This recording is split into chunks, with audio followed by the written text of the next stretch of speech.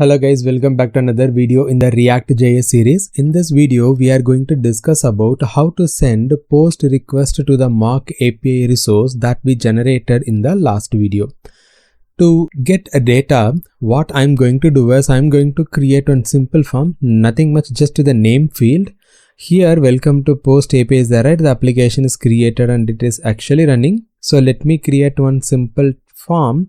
It's not a form, just the thing, right? So form, no need of action and those stuff. So here I'll be having a simple text box, id to something called name, and then I will be having a button. I call it as register. That's it. I register it as register. That's it. Okay, this is just the default setup for the font. Okay, so what am I going to is here what I do is I will add one more on submit event and I will have a handle submit function. I will create this function here so that it can handle the function without any issue. So let's have this handler. I will get the handler event here, and at the time the form gets submit, I just wanted to prevent the default functionality. So let's have a default prevent default. This will not let the form to refresh at the time when you click on that button. Now you can see that I get enter some data and clicking on register, the form is not refreshed. Now I have the basic setup for this button data to persist. What am I going to do is I'm going to create a use state. As we all know that the use state we have already discussed a lot. Now let's have a use state, and that default value for the text box is empty. This use state, if you are not aware what the use state is, I have already uploaded a video related to use state. Please go ahead and watch that. I would highly recommend you guys to do that. I have a field called name and then a function called set name. Using this set name function only I can able to update the name field. Okay, next thing, this is done. And what I do is here, let's have the value attribute that points to the name. Now I will be having one more on change event here. Let's say example on change.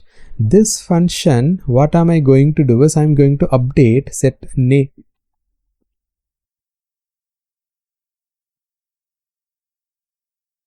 e dot target dot value. So now the form, whatever the data that I print in that or type in the text box, it will automatically get updated in the name state variable. Okay, that's all. As of now, what I do when I click on that button, I just print the state of that form.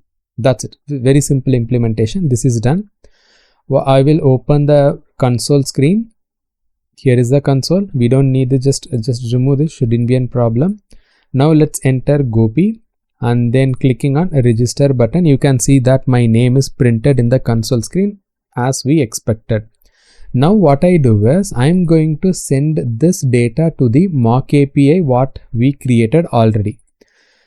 So to achieve that, instead of printing, I'm going to use the fetch method that by default comes in the application. Comes in the browser API. So fetch, I'm going to send the request. Where am I going to send the request? I'm going to send the request through the mock API. So let's get onto the website mock API. This is the resource we created in the last video. Here you can see I almost have 25 data. I don't want any data. Let me make it to 0. No data so far. Next, what I do is I wanted to know what is the post endpoint. So let's click on edit button. If you scroll down, you can see this is the post after v1. So v1 supposed to be added after this base. So let me copy this as it is. / copy. Get back to the React app. Getting to the source code now. Paste and then v1 because that's the data. Now what I do is I wanted to send some data because it's a post. Obviously I have to add some data in the body. Here what I do is I wanted to add the body data. What data you are going to add it in the body? That's nothing but stringify of object name. That's it as of now. If you get into mock API, you can see that the field, whatever the field that I'm having, let's say example, where is that, edit, you can see the field is capital NAME. So let's change the code accordingly. Name colon name. This is nothing but the name variable, state variable, as you can see it here. I'm just using. What is the purpose of converting this to string? Because we know that this JSON.string actually convert this object into a string and then it attach into the request body. That is what this is all about.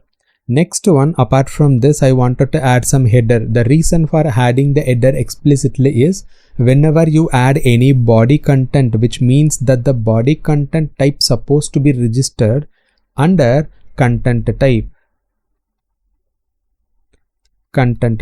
Make sure you type it properly, else you will be getting an error. Sometimes you will getting an error, and rarely you are getting an error, and many times you won't get error. Instead, the data will not insert into the DB properly. You will get some kind of problem, so you will not able to figure out why that it doesn't work. So that kind of problem may arise. That is the reason we are explicitly adding content type. What is the type of data I'm sending? That is application/JSON.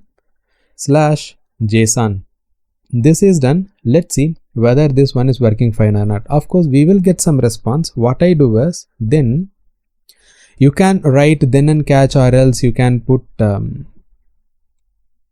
await, okay, something like that. That way also it should work, shouldn't be a problem at all in any cases. That's it.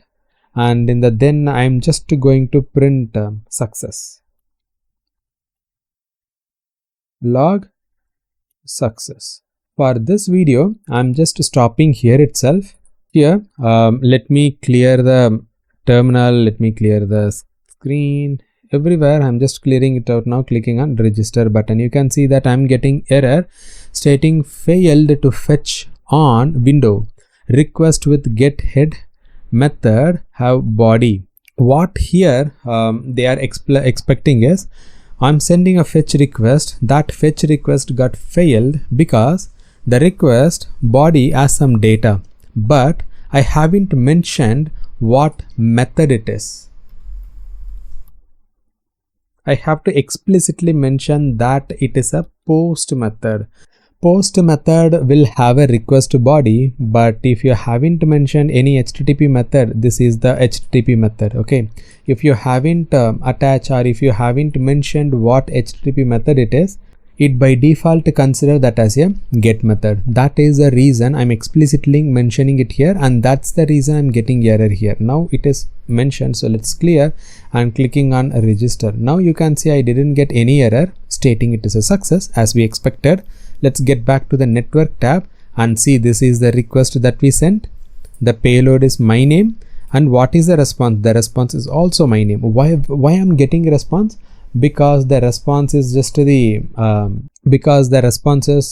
by default coming from the mock API. As per the REST standard, it is always a good practice to send the record which is recently added. So that is the reason they have added it here. So we are getting the response. This is how you have to send post request from our React application. Of course, I haven't handled the response. We have a get endpoint method. In that case, we will come to know how you can handle the get endpoint. I hope this is clear. So we can connect in the next video. We will discuss how you can get the data that you have posted. Now, that's all for this video. We'll catch up on the next video. Till then, bye and take care.